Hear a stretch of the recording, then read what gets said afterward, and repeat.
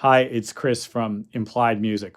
Lo-fi hip-hop uses jazz chords and jazz voicings to add vitality and color. You don't have to buy a MIDI chord pack to get great chord voicings. Let's take a look.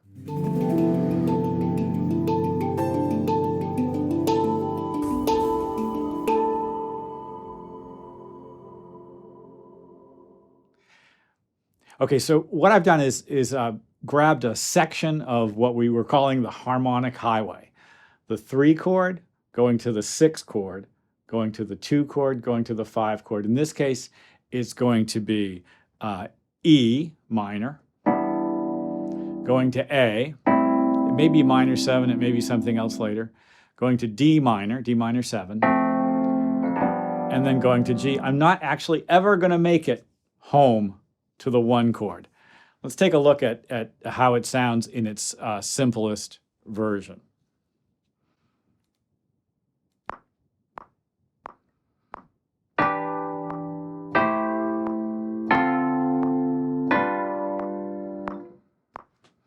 So you can see, simply enough, roots E, A, D, and G.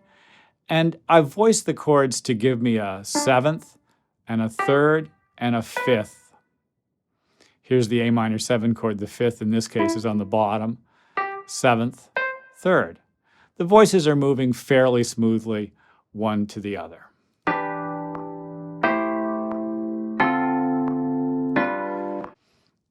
There are other approaches as well. In fact, my favorite approach is to use the 3rds and the 7ths at the bottom of the chord. Let's take a look at how that might appear.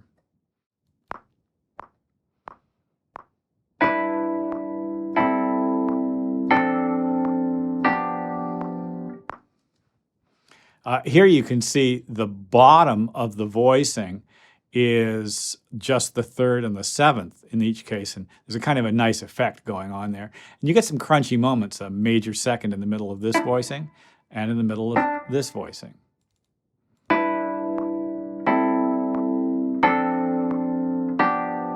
Useful, but I still haven't really gotten past that first level. So level 2 for me starts to change, to alter some of the notes of each chord. And now I'm going to take advantage of a simple guideline. The Harmonic Highway consists of pairs of 2 5s.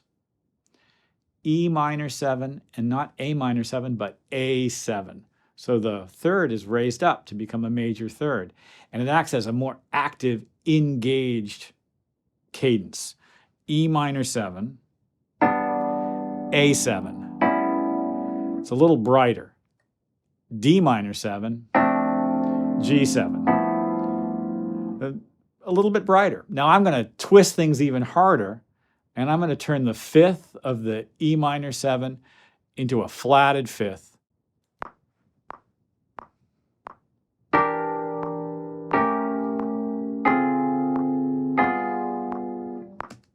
Now that's spicy.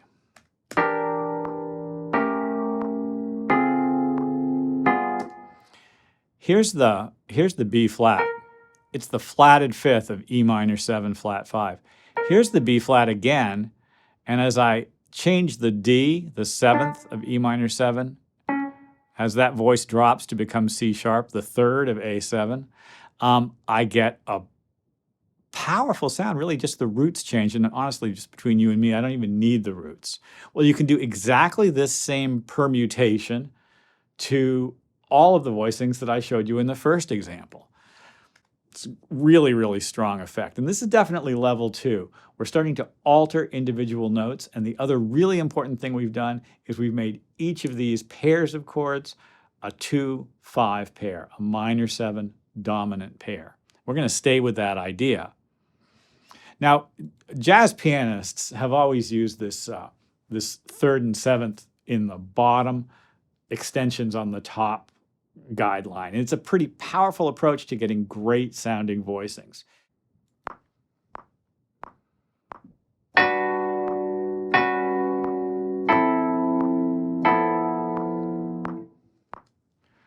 Well, here, the third and seventh, there's the third, there's the seventh of E minor 7. That note was the third, now it's the seventh of A7.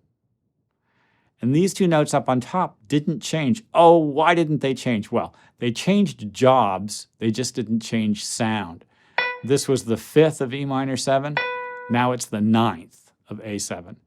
This was the ninth of E minor 7, now it's the 13th of A7. It's a great sound.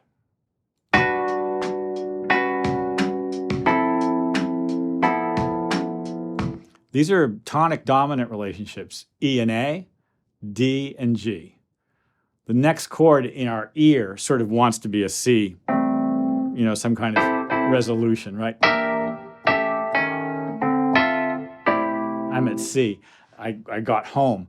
But a lot of lo-fi hip-hop never actually wants us to hit that target chord. That's okay with me. Just keep cycling the 2 5s, cycling the 2 5s. Pretty powerful. Well, you probably noticed that those chords had a certain quality. They were built out of stacks of fourths, and stacks of fourths can be super powerful. Let me show you an example of how that might work. Here's the same chord progression, but I've built the chords out of stacks of fourths. And I've had to stretch our imaginations a little bit to make this work. But B, E, A, D is E minor 11. And then it continues from there. You can dive into this and look at it more closely, but here's the sound.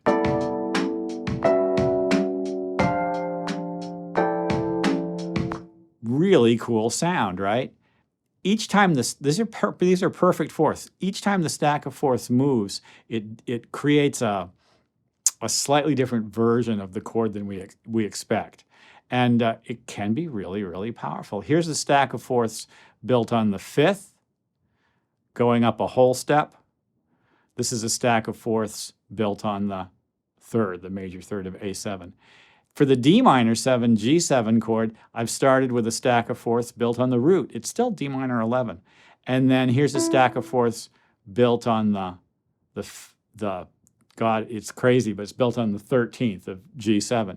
Now, I don't always get a perfect result from doing that. And so you've probably noticed these notes down here. I added a third and then a seventh. And then I added a third and then a seventh. So you get the whole picture of the chord that way.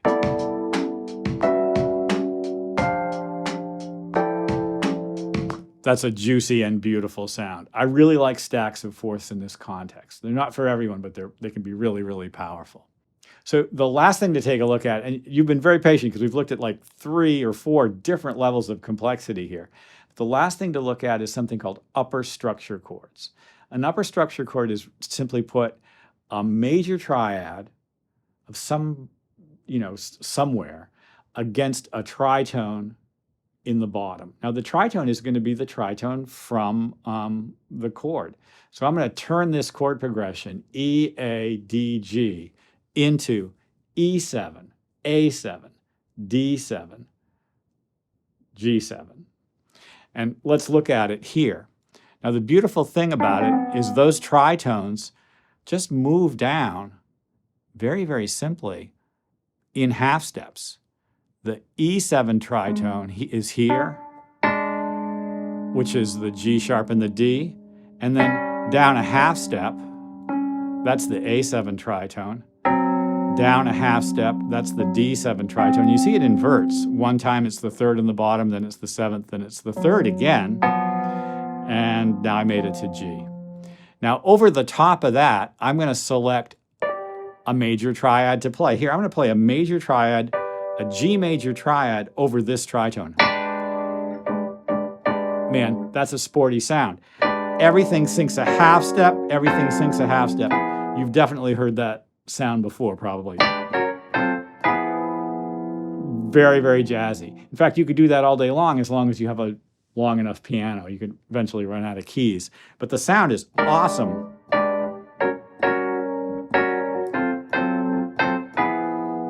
really strong sound. And then over here, I've done the same thing. I've just started on a different set of notes. Here I started on a G. Here I'm starting on an F sharp. Now there's a couple, there are triads that sound best above our tritones.